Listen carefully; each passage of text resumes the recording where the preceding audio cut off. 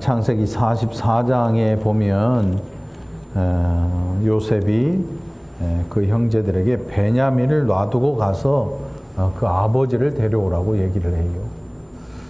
우리가 알듯이 베냐민은 요셉의 동생이죠. 12아들 가운데 12번째 아들인데 라헬이 낳은 두 아들 가운데 한 명이에요. 라헬이 요셉이 야곱이 사랑했던 여인이에요. 외삼촌 라반의 집에 있을 때 라헬 때문에 처음에 라헬하고 결혼하기 위해서 7년을 봉사했어요. 근데 라반이 사기를 치죠. 일어나 보니까 레아가 있는 거예요. 그래서 라헬을 위해서 다시 7년을 봉사해요. 14년이 걸려요. 야곱의 인생에 뜻하지 않게 두 명의 부인이 생기게 돼요. 그러니까 이 욕심쟁이 라반으로 말미암아 야곱이 두 명의 부인을 얻게 되는 일이 생기지요. 그래서 레아는 6명의 아들을 낳아요. 근데 라헬은 아이가 없다가 요셉을 낳았고 오던 길에 베냐민을 낳고 길에서 죽어요. 라헬은. 그래서 이 요셉으로 말미암아 야곱이 엄청나게 아끼고 사랑을 쏟아주지요. 그러던 중에 요셉이 그 형들의 미움을 사서 팔려가게 돼요.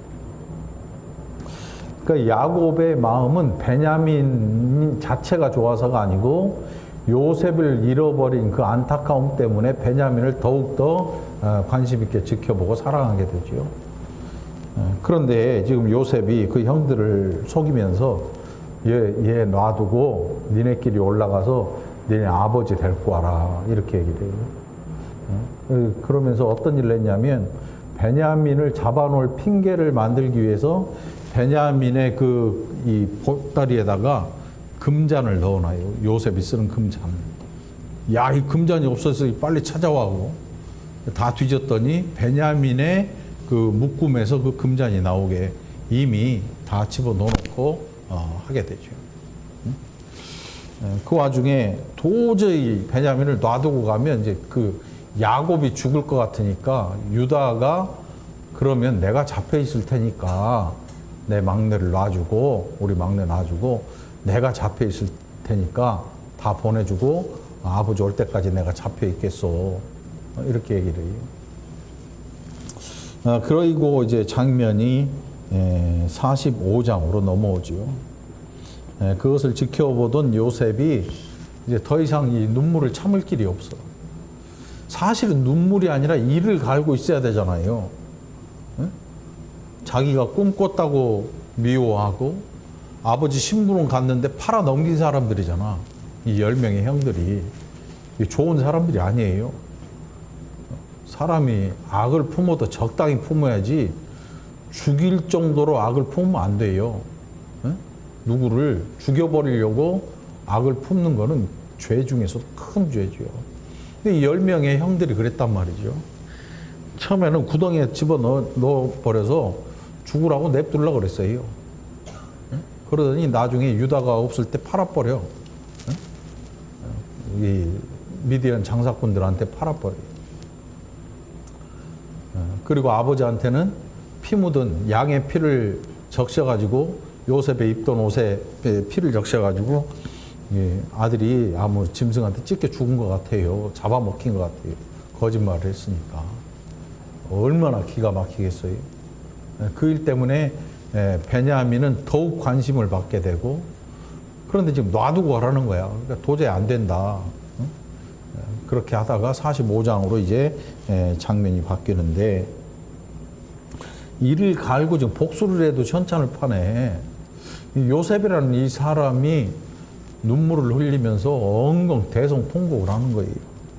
2절에 보니까 요셉이 큰 소리로 우니 애굽 사람에게 들리며 바로의 궁중에 들렸다. 대성통곡을 한 거죠. 엄청나게 울었어요. 근데 아마 울면서 사람이 울다 보면 뭔 일이 생기냐면 이 옛날 일들이 주마등 같이 지나가지요. 주마등이라는 게 계속 도는 거잖아요. 이렇게 뱅글뱅글 돌면서 그림이 막 나오잖아요. 그러니까 이 주마등 같이 도는데 그게 뭐 똑같은 얘기가 뱅뱅 도는 게 아니고 여태껏 살아왔던 날들에 대한 것들이 기억이 나겠죠. 영화 스크린 쏘는 것처럼.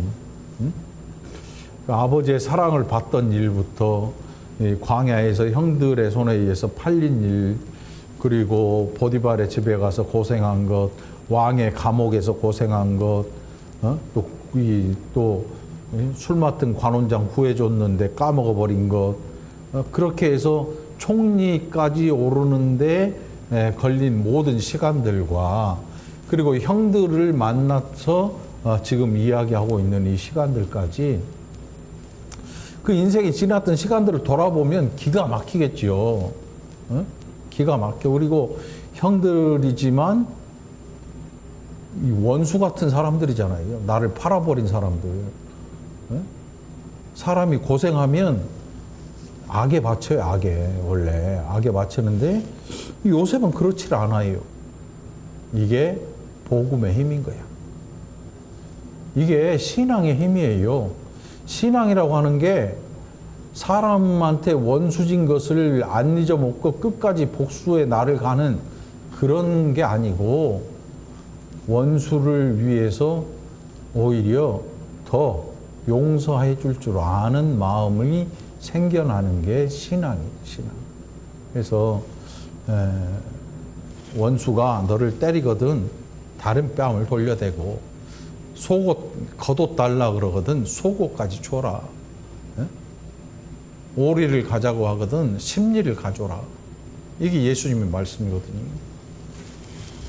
그러니까 이 요셉이라는 이 사람이 가지고 있는 건 그냥 우리가 생각하는 어떤 정신적인 내가 여기서 반드시 벗어나야 되고 막 자기 자신을 컨트롤하는 거 있잖아요. 해가지고 뭐 성공하는 뭐 그래서 나중에 성공에 대한 이야기를 막 책으로 기록하고 사람들에게 강의를 하고 이런 게 아니고 그 세월 동안 이 미움이나 정말 원수진 이 마음 같은 게 오히려 신앙으로 녹아 없어져 버린 거예요. 그래서 눈물을 흘리긴 흘리는데 요셉에게 있어서 이 형들은 이제는 원수가 아니라 불쌍한 그런 대상이 돼요. 형들을 보니까 불쌍해 보이는 거지. 우리가 신앙생활을 하면 원수라고 해서 원수를 갚아야 되는 그런 대상이 아니고 하나님의 은혜를 알지 못하고 살아가는 사람들에 대해 이제는 긍휼한 마음을 가질 수 있는 것. 그게 우리가 가진 신앙의 힘이라는 거예요. 예수님께서 우리에게 주신 거지요. 자, 그러면서 요셉이 우는 소리가 바로의 궁에 들렸고, 그러면서 요셉이 그 형들한테 뭐라고 하냐면, 나 요셉이요. 여러분, 기절 초풍할 일 아니에요, 지금? 엉엉 우는 소리를 들었는데 나오더니 자기 형들한테 나 요셉이요. 아마 여기서 한 10명의 형들 중에서 한 100명 까무라쳤을 것 같아. 그때 앞장섰던 사람들. 우리가 특별히 기억하잖아요, 그런 거. 너 두고 보자. 두고 보자. 이런 마음이 생겼는데. 기가 막히죠. 그래서 이 형들이 그 앞에서 놀라서 대답하지 못하더라고요. 요셉이라 그러니까 다들 미쳐버리는 거지. 속에 뭔 생각 들겠어요? 아이고, 죽었네. 얘가 살았나? 야, 이제 우리 죽었구나. 이 생각 들었을 거 아니에요. 그것도 권력도 어마어마한데. 그런데 관계는 어머니는 다르지만 한 아버지 아래에 있는 형제들이는 형제들. 뭐 그 당시에는 이런 일들이 뭐 비일비재했으니까. 근데 할 말이 없어. 그리고 요셉이 똑바로 얘기해요. 나는 당신들의 아우 요셉인데 당신들이 애굽에 판 사람 분명히 그 요셉입니다라고 얘기하니까 더 기겁할 거 아니에요. 더 기겁할 거 아니야. 그러면서 이렇게 쳐다볼 때마다 까무러치겠지. 왜 쳐다볼까? 나부터 죽이려나? 이 생각할 텐데. 기가 막히는 거예요, 이 형들은. 팔 때는 몰랐죠. 이런 날이 올지 누가 알겠어요. 그런데 요셉이 그들을 향해서 하는 말이 뭐냐면, 당신들이 나를 이곳에 팔았다고 해서 근심하지 마소서. 예, 안심하게 하는 건지 뭔지 기가 막힌 얘기를 해요. 당신들 날 여기다 팔았다고 해서 근심하지 마세요. 이렇게 얘기를 하는 거예요. 그러니까 더 의심 가지. 우리 근심 안 하게 해놓고 죽일래나 보다, 이제. 이제 우리 죽었다. 꼼짝없이 죽었다.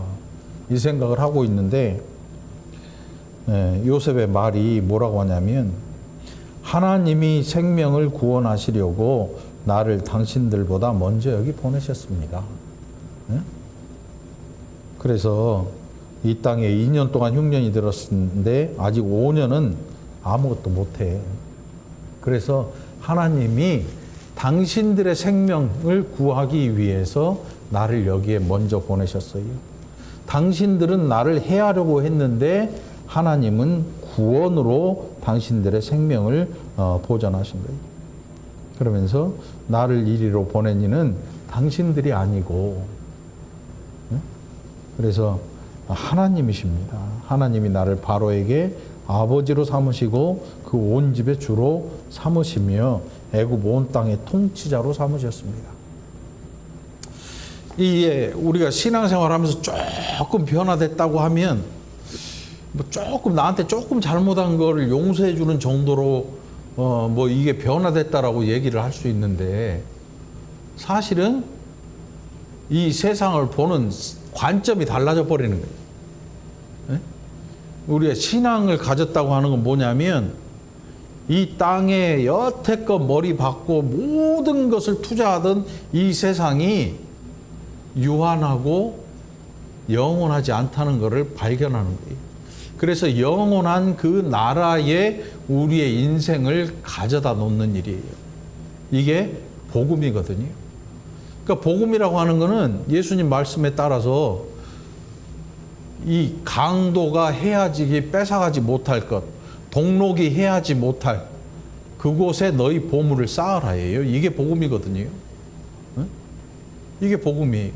근데 사람들은 요 땅에도 보물을 쌓아놨는데 저 하늘에 쌓을 보물이 있을까? 이걸 가져가려고 시도를 하는 게 이 부장품을 넣는 거야. 죽은 사람의 무덤 속에다가 부장품 집어넣잖아요. 금전, 뭐 돈 막 집어넣잖아. 부장품. 옛날에 시신에 좀 있는 집은 쌀을 집어넣었어요. 입에. 그 저승 가는 길에 밥 먹으라고 쌀을 이렇게 가득 채워놨잖아. 없는 집에서 뭘 넣나? 보리쌀 넣나? 아무튼 그랬어. 그러니까 사람들이 그런 기대를 가지고 살아. 근데 복음은 우리를 변화시키는데 조금 착하게 변화시키는 그 정도는 변화가 아니에요. 진짜 변화는 뭐냐면 세상을 보는 관점을 돌려놓는 거예요. 완전히 바뀌는 거죠.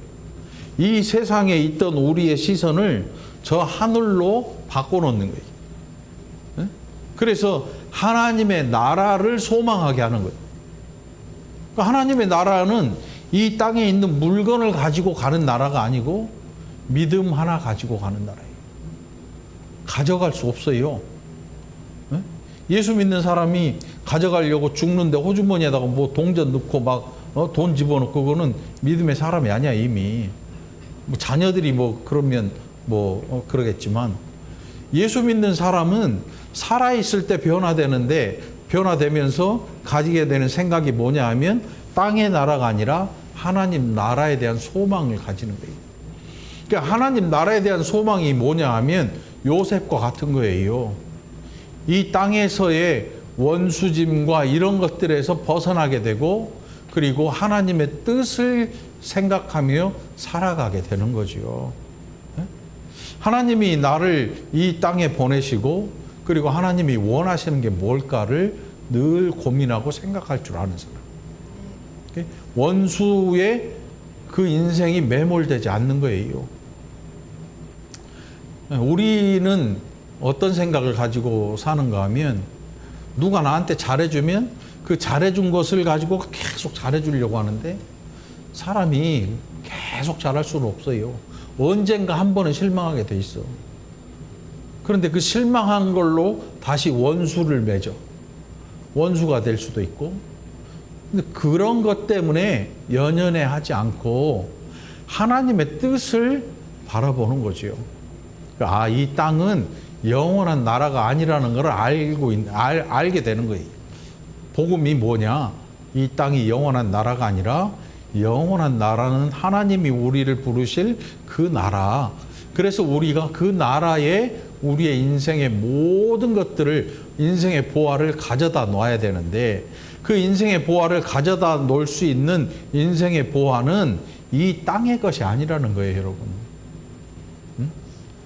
모든 이방 종교에는 뭐가 있냐면 이 땅에서 내가 뭘 막 하면 저 하늘에 보화가 쌓인다고 생각을 해요. 그렇지 않아요. 그걸로 쌓이질 않아. 그런 것에서 벗어나야 돼, 좀. 기독교가 토속 종교화되는 이유가 바로 그런 데 있거든요. 기독교가 절이나 다른 이방 종교들하고 흡사하게 닮아가는 게 뭐냐면 뭐를 많이 하면 하늘에 뭐가 쌓인다고 생각을 해요. 그런 거 없어요. 아무리 난리를 펴도 그거는 쌓이질 않아. 그러면 뭘로 쌓을 수가 있느냐?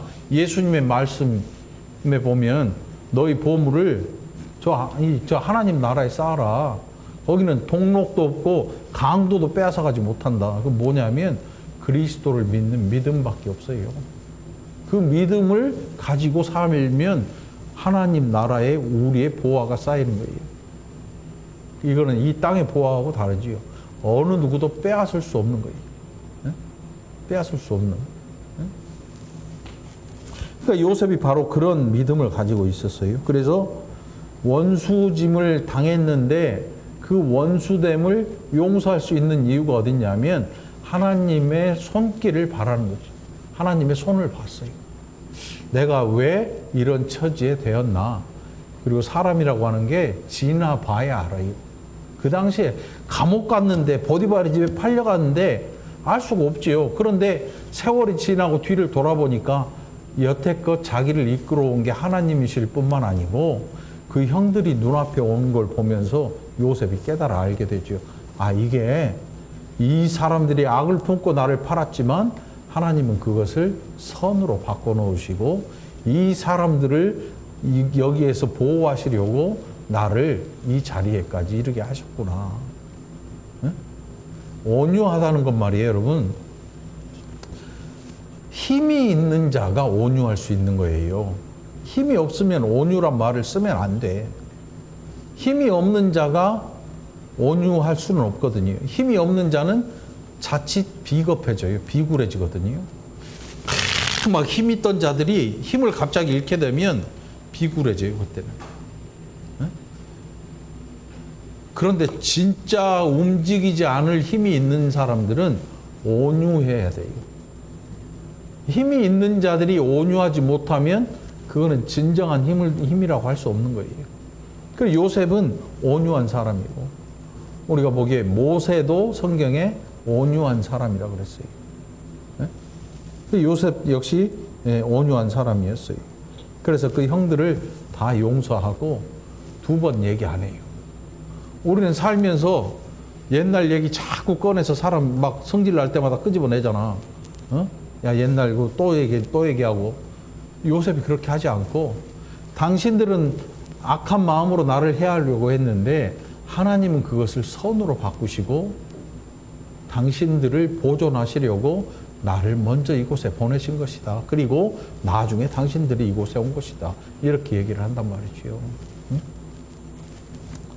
그래서 그 자신이 높아진 이유가 바로 당신들을 지키기 위해서 하나님이 나를 여기에 높여두신 거다라고 얘기를 하고 그 아버지를 이제 불러오라고 얘기를 해요. 근데 10절에 보면 이상한 내용이 나와요. 10절에 아버지의 아들들과 아버지의 손자들과 아버지의 양과 소와 모든 소유가 고센 땅에 머물며 나와 가깝게 하소서. 이 고센 땅에 뭐가 있냐면 목축하는 사람들, 왕의 이 가축들이 여기에서 길러지고 있어요. 왕의 바로의 가축들. 근데 애굽 사람들은 목축하는 사람들을 무시하고 깔봐요. 네? 무시하고 깔봐. 왜? 똥 냄새 난다고. 이 애굽이라고 하는 이 사회는 철저한 농경 사회거든요. 그럼 농사도 힘들게 안 져요. 이 고대에 나일강에 홍수가 나면 아주 그 영양가 있는 흙들이 쌓여. 뿌리기만 하면 뭐 어마어마하게 거둬들이니까. 그리고 이제 7년의 대풍년이 어마어마했던 거예요. 7년의 대흉년을 이겨낼 수 있을 만큼. 그러니까 한번 생각해 보세요. 7년의 그 대풍년이 얼마나 많은 곡식을 가져왔는지. 7년 풍년 동안 사람이 안 먹는 게 아니잖아. 더 펑펑 쓸 거 아니냐고. 근데 7년의 흉년을 견딜 만큼 쌓아놨어. 에? 껐떡없이 쌓아놨단 말이죠. 에? 그러니 이 목축하는 사람들에 대해서 굉장히 이 무시하고 깔보는 그런 이 사회의 이 통념이 있단 말이죠. 우리나라의 옛날 그 사농공상이잖아요. 예? 조선시대 사대부 뭐 하던 뭐 도포자라 확 날리고 하던 그 시절에 선비가 최고 높고, 그 다음에 농사 짓는 사람, 그 다음에 뭐 만드는 사람, 그 다음에 장사하는 사람. 그래서 장사치라 그러지. 낮추는 거지. 비하하는 말. 근데 나중에 돈이 많은 사람이 저 선비랑 비슷한 자리를 가지게 되고 사회가 뒤집어지잖아. 아무튼 이 애굽에는 고센 땅에 왕의 가축들이 있는 자리야. 그래서 이 애굽에는 목축하는 거를 그렇게 썩 달갑게 안 여겨요. 아주 깔보고 무시해요. 그런데 요셉이 고센 땅에 머무르라 그래. 왜냐하면 그 자기의 형이나 아버지가 목축하는 걸 알잖아요. 요셉에게 이 목축은 부끄러운 일이 아니고 하나님의 백성다운 일이에요. 왜? 땅의 말뚝 안 받고 고정이 아니라 돌아다니지만 소망을 가질 수 있는 그런 직장이 바로 목축업이거든요. 그런데 그거를 감추려고 하지도 않아요. 감추려고 하지도 않아요. 사람들이 나중에 아주 크게 성공하면 자서전을 써요. 자서전. 우리가 아는 회장이나 이런 사람들 자서전을 쓰잖아요. 그 자서전 쓴 걸 보면 수치스러운 이야기는 싹 빼요. 아니면 멋지게 이야기를, 스토리를 만들든지. 그런데 이 요셉은 그렇게 하지 않아요. 떳떳하게 목축하는 걸 다 알려줘요. 바로한테도 알려줘요. 우리 이 아버지하고 이 형제들은 다 목축하는 목동들입니다. 그러니까 우리는 고센 땅에 가서 살겠습니다. 이렇게 얘기해요. 그런데 이 고센 땅에 살면서 이스라엘 백성들이 번성하기 시작하는데 엄청난 번식력이 어마어마하게 번성. 이 애굽 사람들이 보기에 무서울 정도로 번성을 하는 거예요. 네? 거기에서 하나님이 그 백성을 놔두시고 거기서 순수한 혈통들로 번성하게 만들으시는 거예요. 요셉의 말대로 당신들은 나를 헤아려 하였으나 하나님은 그것을 선으로 바꾸사 당신들을 지켜보아시려고 나를 이 자리에 있게 했습니다. 이게 맞는 말이죠. 네? 오늘 우리도 좋은 신앙을 가진다고 하는 건 뭐냐면 하나님의 뜻이 어디에 있는가를 분별할 줄 아는 사람이 되는 거예요. 응? 그것을 위해서 노력하는 거죠. 아, 하나님이 나를 통해서 어떤 일을 하고 계시는지를 바로 알 수 있는 그 일을 위해서 노력하는 거죠. 그냥 이 악착같이 산다고 해서 다 되는 게 아니에요. 무조건 악착 같다 그래서 좋은 게 아니에요. 온유해야 돼. 용서할 줄도 알아야 되고 덮어줄 줄도 알아야 되고 그리고 자기 자신을 하나님의 관점에서 바라볼 줄도 아는 그런 겸손한 사람이 될 줄도 알아야 될 거죠. 우리 모두가 다 오늘 2025년 이 한 해에 하나님의 은혜로 변화되는 귀한 저와 여러분이 되기를 바랍니다. 24절에 보니까 요셉이 형들한테 뭐라고 하냐면 이에 형들을 돌려보내매 그들에게 이르되 당신들은 길에서 다투지 말라 하였더라. 동생이 형들한테 다투지 말라고 할 수 있나? 그런데 요셉이 보기에 이 사람들은 아직 변한 사람들이 아니야. 이 10명의 사람들은 요셉이 잘 알죠. 서로 지 잘났다고 목소리 높이는 사람들 뻔히 알거든. 네 잘못 때문에 네 때문에 그랬다 나 때문에 그랬다 이게 가다가 싸움 날 것 같으니까 요셉이 아는 거예요. 가부간에 다투지 마시오. 그렇게 해서 이 가나안으로 돌려보내서 그 아버지를 올려보내게 만들어요. 오늘 이 말씀을 통해서 우리 모두가 하나님의 뜻을 분별할 수 있는 그 일을 위해서 열심히 노력하기를 간절히 바랍니다. 그래서 하나님의 뜻을 알고 온유한 마음으로 용서할 줄 아는 너그러운 사람들이 되기를 간절히 축원합니다. 기도합시다. 하나님 아버지 감사합니다.